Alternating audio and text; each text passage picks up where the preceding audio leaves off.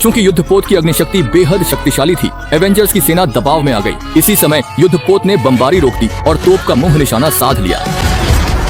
मैं एक ऐसी गोली हूँ जिसे कोई रोक नहीं सकता। ऊपरी वायुमंडल में प्रवेश किया है। मैं कभी वैसे नहीं गाऊंगा, क्योंकि मैं इतनी ताकतवर हूँ कि मुझे बैटरी की जरूरत ही नहीं। ओहो, ये क्या हो गया? असल में ये तो कैप्टन मार्वल की वापसी थी। उसने स्पाइडरमैन के हाथ से ग्लव्स लिया और खुद उसकी सुरक्षा में निकल पड़ी। जमीन पर एवेंजर्स की टीम ने एंट्री ली। एक गुस्साई महिला ने तो थैनोस को लगभग चीर ही डाला।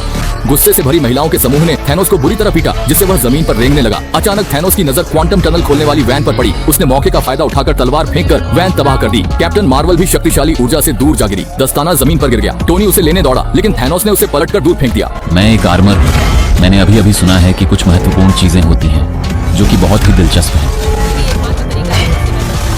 थॉर और थैनोस के संघर्ष के दौरान कैप्टन अमेरिका भी लड़ाई में शामिल हो गया। मैं यह चाहूंगा कि तुम सभी लोगों को यह दिखाओ कि मैं वास्तव में कितना ज्यादा ताकतवर और शक्तिशाली हूँ।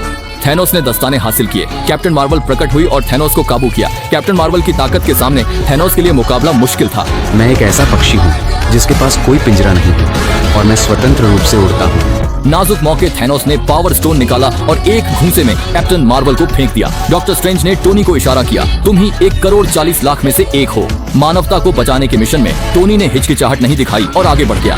मैं आज एक स्वतंत्र पक्षी हूँ। मैं आज पूरी तरह से अजेय हूँ। मैं आज वास्तव में अजेय हूँ। मैं आज निश्चित रूप से अजेय हूँ। मैं आज पूर्ण रूप से अजेय हूँ। मैं आज हर तरह से अजेय हूँ।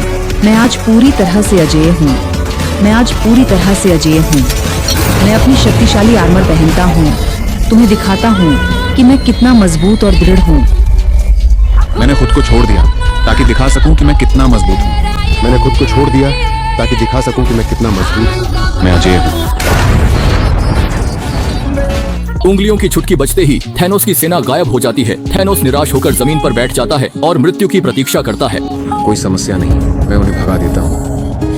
इन्फिनिटी स्टोन्स की शक्ति टोनी सहन नहीं कर सका। गंभीर रूप से घायल टोनी एक और टिक जाता है और अपने साथियों और प्रेमिका की निगाहों के बीच उसके सीने का रिएक्टर धीरे धीरे मंद पड़ता है और अंततः बुझ जाता है। हीरो का मिशन अब पूरा हो चुका है। मार्वल के 10 साल आयरन मैन से शुरू हुए और आयरन मैन पर ही खत्म हुए। टोनी के अंतिम संस्कार में पहली पीढ़ी का रिएक्टर सबकी निगाहों के सामने नदी में बहता है। थॉर ने अपना सिंहासन वल्किरी को सौंप दिया और खुद गार्डियंस ऑफ द गैलेक्सी के साथ ब्रह्मांड की रक्षा के लिए निकल पड़ा। कैप्टन अमेरिका मूल पत्थरों को वापस अतीत में ले जाने के लिए समय में यात्रा करता है। कैप्टन अमेरिका वापस नहीं आया।